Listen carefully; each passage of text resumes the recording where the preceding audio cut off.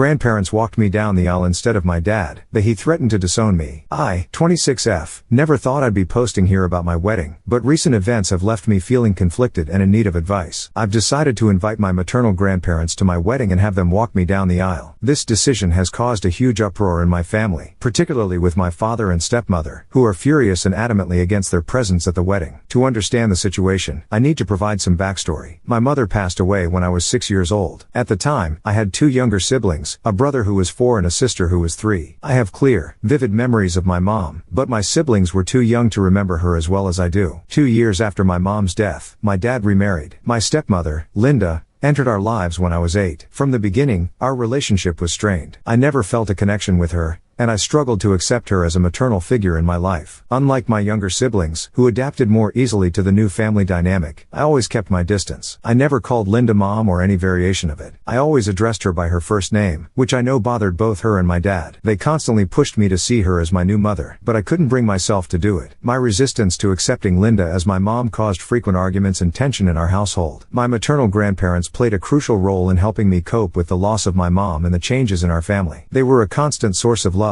support, and connection to my mother's memory. They understood my struggle to accept Linda and never pressured me to see her as a replacement for my mom. This support from my grandparents didn't sit well with my father and Linda. They saw it as undermining their authority and preventing me from fully embracing our new family unit. The tension escalated to the point where my father and Linda tried to limit my grandparents' access to me and my siblings. It was a difficult time for everyone involved. My grandparents, determined to maintain a relationship with us, took legal action to secure visitation rights. After a lengthy and emotionally draining process, they were granted 1 day a month to spend with us. While it wasn't ideal, it allowed me to maintain a connection with my mother's side of the family. Growing up, I looked forward to those monthly visits with my grandparents. They were a respite from the tension at home and a chance to feel close to my mom's memory. We would look at old photo albums, and they would share stories about my mom that helped keep her alive in my heart. As I got older, the divide between me and Linda only grew wider. While she tried to bond with me through shopping trips and girl talks, I always felt like she was trying too hard to replace my mom. I appreciated her efforts on some level, but I couldn't shake the feeling that she was more focused on creating the perfect family image than truly understanding my needs. My siblings, on the other hand, grew closer to Linda over the years. They started calling her mom and seemed to genuinely see her as their mother figure. This further isolated me within the family, as I felt like the odd one out who couldn't move on or adapt. Throughout my teenage years and early adulthood, family gatherings were always tense affairs. I tried to be civil with Linda for the sake of peace,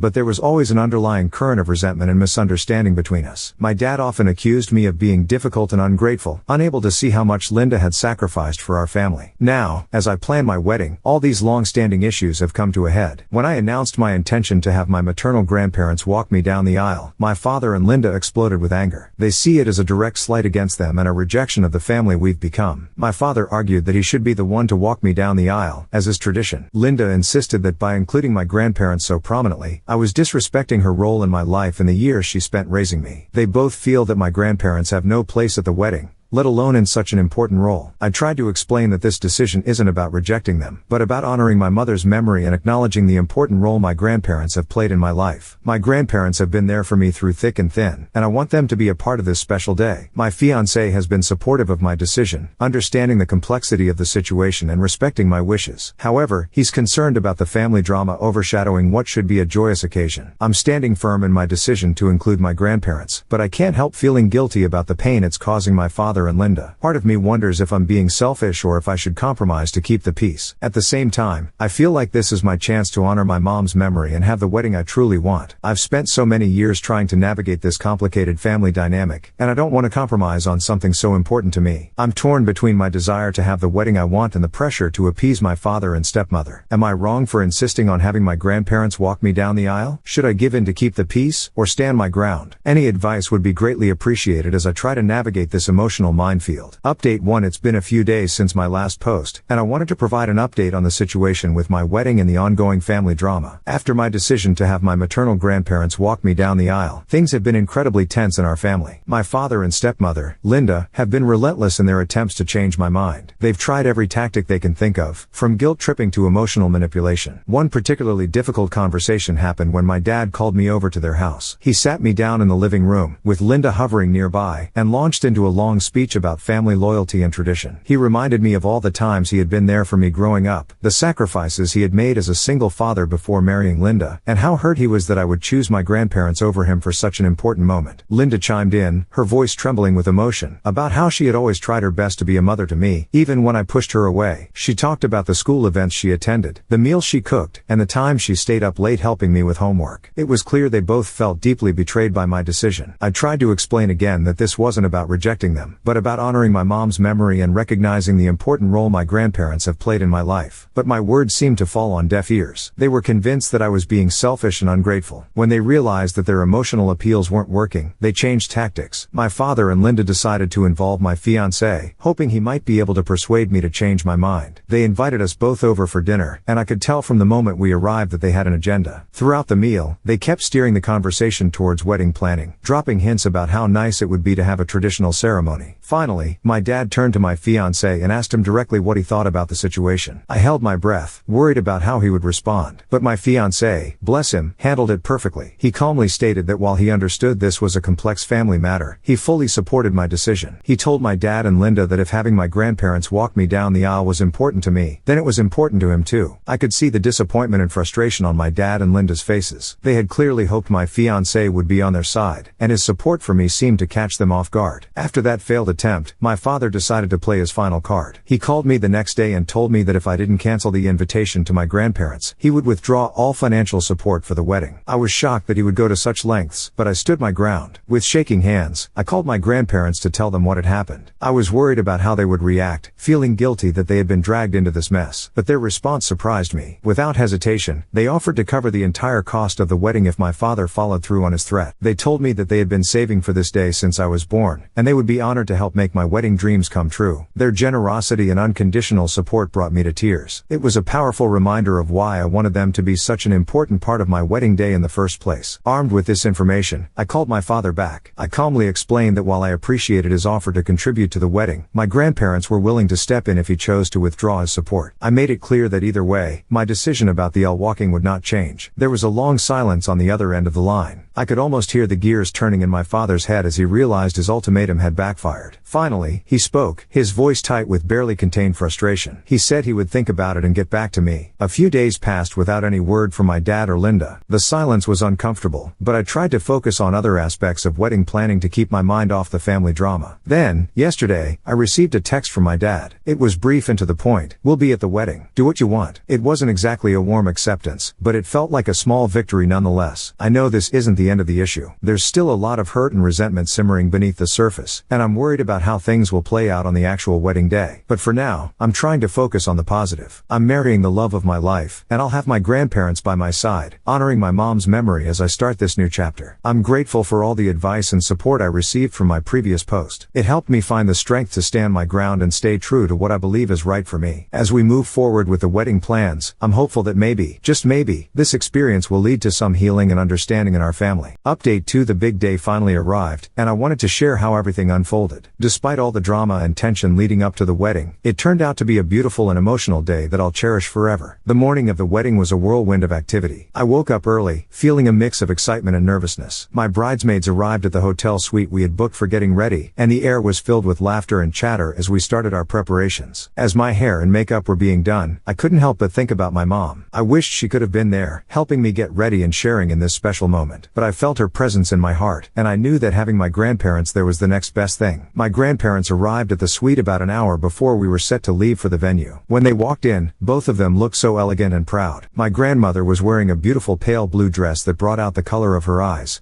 that were already glistening with tears. My grandfather looked dashing in his suit, and he was beaming with joy. As soon as they saw me in my wedding dress, they both burst into tears. My grandmother hugged me tightly and whispered, "You look just like your mother." It was a bittersweet moment, filled with love and a touch of sadness for the person who couldn't be there. We arrived at the venue, a beautiful garden with a white gazebo where the ceremony would take place. As I peeked out at the gathering guests, I saw my father and Linda taking their seats in the front row. They looked tense, but they were there, and that meant a lot to me. Finally, it was time for the ceremony to begin. As the music started and my bridesmaids began their walk down the aisle, I took a deep breath and looked at my grandparents. They each offered me an arm, and with a nod, we began our walk. The path to the gazebo was lined with white rose petals, and as we stepped onto it, I felt a surge of emotions. With my grandparents on either side of me, I felt like I was carrying a piece of my mom with me. Their steady presence gave me strength, and I couldn't help but smile as we made our way down the aisle. I caught glimpses of the guests as we walked. Some were smiling, others were wiping away tears. When we passed my father and Linda, I saw a mix of emotions on their faces. There was hurt there, but also a softness that I hadn't seen in a long time. As we reached the end of the aisle, my grandparents each kissed me on the cheek before placing my hand in my fiancé's. It was a symbolic gesture, passing me from one phase of my life to the next, and it felt perfect. The ceremony itself was beautiful. We exchanged vows that we had written ourselves, and there wasn't a dry eye in the audience. As we were pronounced husband and wife, I felt an overwhelming sense of joy and peace. During the reception, I made sure to spend time with both my grandparents and my father and Linda. It wasn't always comfortable, but it felt important to bridge the gap, even if just a little. To my surprise, I saw my dad and grandfather shaking hands at one point, and while it wasn't exactly warm, it wasn't hostile either. As the night went on, filled with dancing, toasts, and celebration, I found myself reflecting on the journey that had led to this day. The family drama that had caused so much stress in the lead up to the wedding seemed to fade into the background. What remained was a sense of love, not just from my new husband, but from all the people who had come to support us. One of the most touching moments came during the father-daughter dance. I had decided to split the dance between my dad and my grandfather. When I approached my dad for his turn, I could see the emotion in his eyes. As we danced, he whispered, "I'm sorry for everything. I know this day is about you, not me." It wasn't a full reconciliation, but it felt like a start. Dancing with my grandfather afterwards, I felt a deep sense of gratitude. He told me how proud my mom would have been, and how honored he and my grandmother were to be part of this day. As the reception came to a close and we prepared to leave for our honeymoon, I felt a sense of closure. By having my grandparents walk me down the aisle, I had honored my mom's memory in a way that felt true to me. And while it had caused some family strife, it also seemed to have opened the door for some healing. I know that one perfect day doesn't erase years of complicated